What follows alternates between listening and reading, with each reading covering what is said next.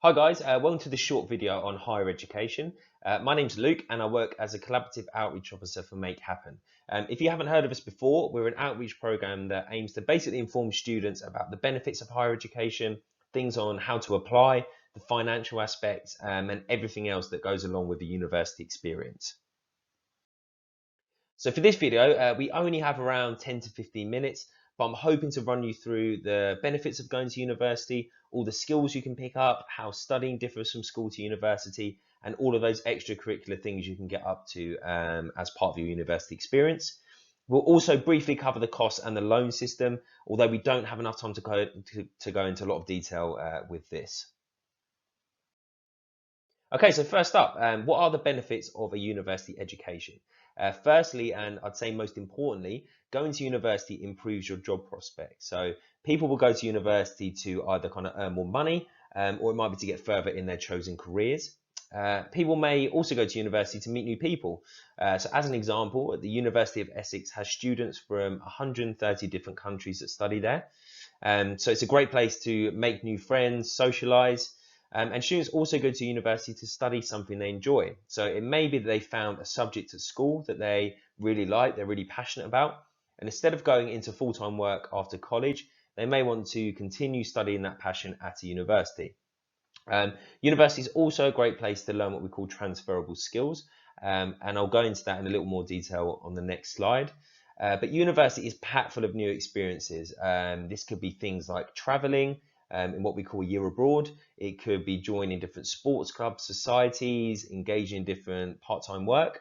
And some students also want to leave home and experience living somewhere new. Although this isn't completely necessary, if you don't want to, you can live at home and commute into your local university if that suits you a bit better. You can still take part in all of the social elements that come along with the university experience. Okay, so as I mentioned in the previous slide, university is a great place to learn what we call transferable skills. So these are skills that you learn in one area of your life that you can then transfer onto others. And I'd say two of the main skills you learn at university are what we call organizational and time management skills. So at university, you will be expected to manage your own deadlines, kind of about being chased up, be on time for your classes, plan your time effectively to make sure that you're keeping up.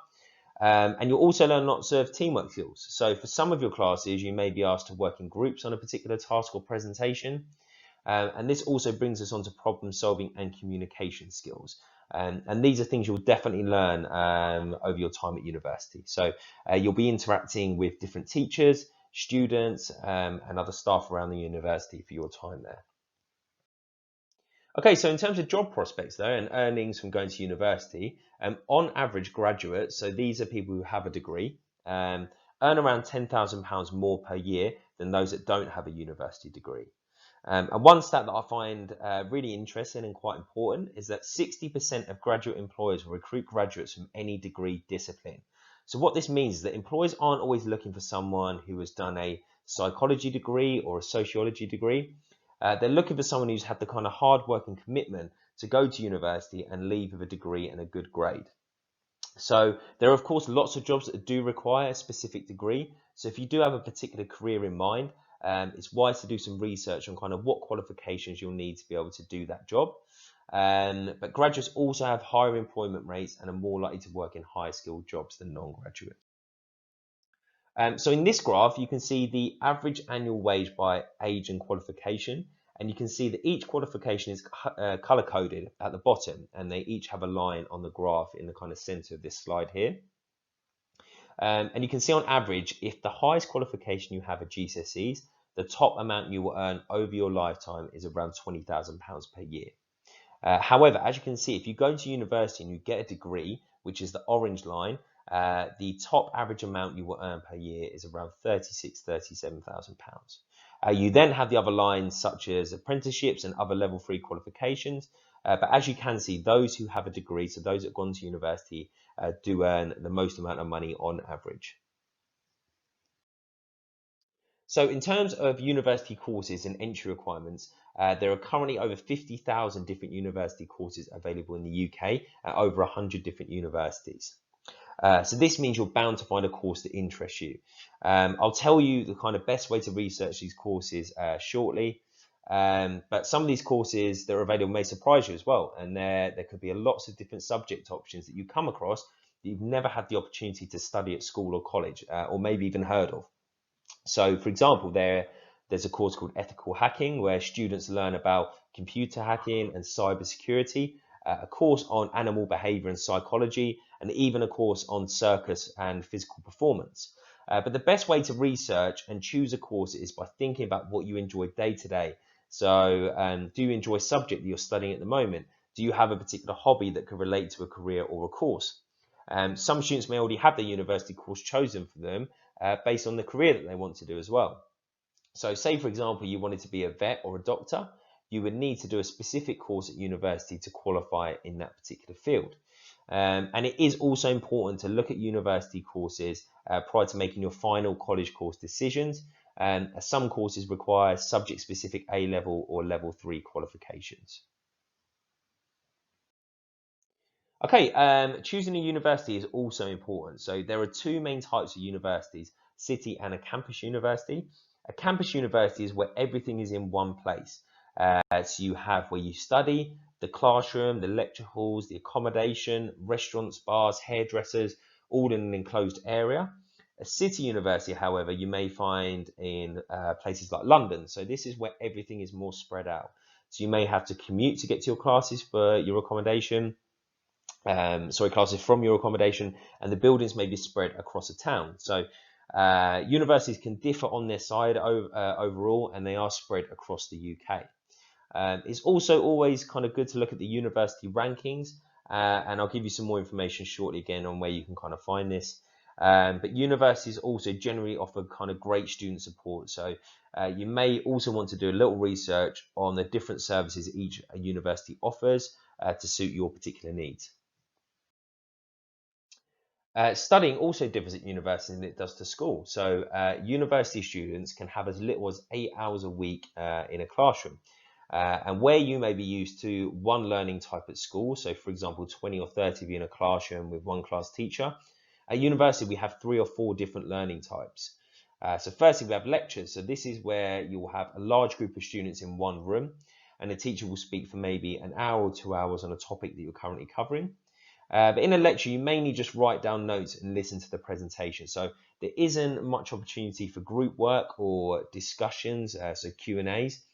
However, paired with a lecture is what we call a seminar or tutorial. So this is where this big lecture size is cut down to maybe 10 or 15 students, and you get the opportunity to discuss the lecture, learn more about the topic, and work in groups.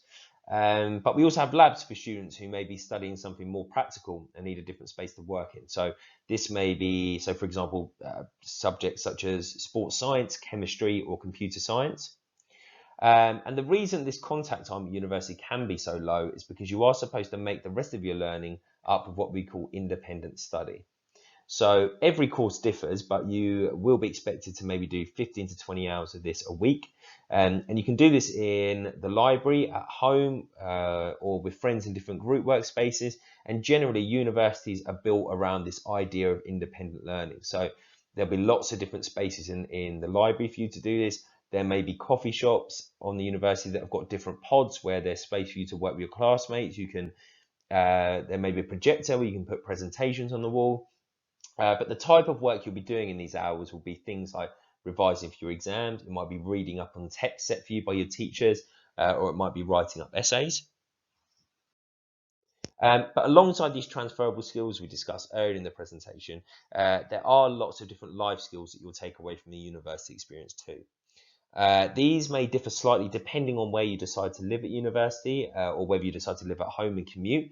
But you should learn how to cook, clean, wash, iron. And one of the most important skills is learning how to manage your money effectively. So students often report this as a very useful skill they take from university. So students generally get given their loans at 3 points throughout the academic year. So it's really important they learn how to manage their money effectively to get them to the next payment. So we'll go into this in a little more detail at the end of the presentation. However, students also kind of get a lot better at independent learning, motivating themselves to study, and also pick up lots of communication and social skills through all of the extracurricular stuff they get involved in throughout their university experience. So one of the main extracurricular things that you can do at university is getting involved in a sport or society. So there are a huge range of these available at most universities, and you can do the more standard sports like football and rugby, all the way up to things like skydiving and rock climbing. There are also lots of societies available. So these may be things like reading groups, gaming groups, or even things like film and music clubs. But students get involved in these to maybe pursue a hobby they'd already had before coming to university. It might be to try something a little bit new, or it might also be to make friends. So when you go to university, most people are in the same boat and they want to make friends quickly. So joining a sports society is the perfect way to do this. So instantly you're finding like-minded people that have the same interest as you. But in terms of researching a university course, like I mentioned before, the best place to do this is on the UCAS website. And this website is simply www.ucas, so ucas.com. Okay, and on here you can search for subject areas you're interested in, universities you're interested in, and it will show you all the entry requirements, the GCSEs you may need, and also the A level or other level 3 qualifications you need to get onto that university course. So like I did mention before, if you think the university may be for you, then it's really good to get onto this website and start looking and researching as soon as you can. You can also collect prospectuses and other promotion material at things like careers fairs, but all of these things are usually found on the university websites as well. So they've usually got electronic copies of all of the things they usually hand out at these careers fairs. So that's kind of perfect for the kind of time that we're in at the moment. So you can log on to these university websites and get that material there. They also have really good things like virtual campus tours, virtual accommodation tours, which help you explore all of the facilities that particular university has to offer. And there are also lots of student videos and blogs where students talk about their personal experience of applying and going to university. And you can generally find these on YouTube and also on the university websites too. But alongside this website, you can also use Unistats for a student viewpoint on coursing universities. And also places like The Guardian, The Times, and the Complete University Guide for information on what we call league tables. So here you can see where each university is ranked overall in the country, and also where each of their individual courses are ranked. So that's a really important part of looking at rankings as well. It's not only looking at where the university is ranked, but looking actually for the course you want to do, where is that university ranked for that particular course. Okay, so I just want to finish on some student finance. So we haven't got long, so I'm not able to go into a lot of detail on this, but I just wanted to provide you a quick overview for you then to go on and do some of your own research. If you don't know too much about how a student finance process works, it's basically split down into two main areas. So the first area is what we call tuition fee loans, and the second area is called maintenance loans. So courses these days are generally for the vast majority of universities £9,250 per year. Okay, and a tuition fee loan will come straight from the government to the university, and it will cover the full cost of your course for you, which means you don't have to pay for any of your university course up front. And this isn't where it has to go into your bank account. You then transfer it on. Through the process, this gets paid directly to you from the direct to the university from the government. The second part of this, like I said, is called maintenance loans. And these are paid to you directly over the course of each academic year. And this is where I was mentioning before how budgeting is important. You'll generally get this 3 times a year, so at the start of each term. And this might be to cover things like rent, food, your course books, other costs. And this maintenance loan is basically worked out by using your household income and also where you're studying in the country. So for example, if you are studying in London, you will receive a higher maintenance loan because the living costs are simply higher in London than studying outside of it. Okay, so yeah, that's basically how it's split. It's the tuition fee loan and the maintenance loan. These basically two things that you can get from the government to help you go and study. In terms of repaying this money, so after you've borrowed this, so you've gone to university, you've studied, you've got your tuition fee and your maintenance loan over the course of this time at university. In terms of repaying it, you don't start repaying it until the April after you graduate, so the April after you finish university. And once this time comes, you only repay 9% of anything you earn over £26,575. So therefore, if you're in a job that say it's earning you £26,000, as you're not earning over that threshold, you're not repaying anything back. Okay. If, however, you get a job that's earning you £27,575 a year, you are £1,000 over that threshold, and therefore you'll be repaying 9% of £1,000, which works out as £90. So if you're in a job that earns you that £27,575 a year, you're only repaying £90 a year, or that also works out as £7.50 a month. If for any reason you lose that job or you go back under that £26,575 threshold, your repayments stop until you are earning over that threshold again. Okay. Also, the size of the loan that you borrowed doesn't matter, regardless of whether you borrowed, say, £15,000 or £30,000. All that matters is the amount that you're earning over that threshold. That is dependent on how much you're paying back. Also, after 30 years, if you've not repaid that debt, the loan is completely written off and you won't have to pay any more. So I know all these stats sound a little bit complicated. And like I said, we haven't had too much time to kind of go into it in more detail. But there are heaps of information online and helpful videos that basically explain this process in a little more detail for you. But I think the main thing to kind of take away and remember is that this isn't like a standard loan from a bank. So this is intended to help you go on to university and study, and it is an investment in your future. And as you saw from the earlier graph, those that have a degree do go on to earn more money in the future. All right, thanks very much for listening to this video. I hope you've taken something from it. I hope you've learned something from it. If you want to find out more, like I said, there's tons of things like student blogs, helpful videos. Obviously, go onto the UCAS website as well and look through the courses, universities there.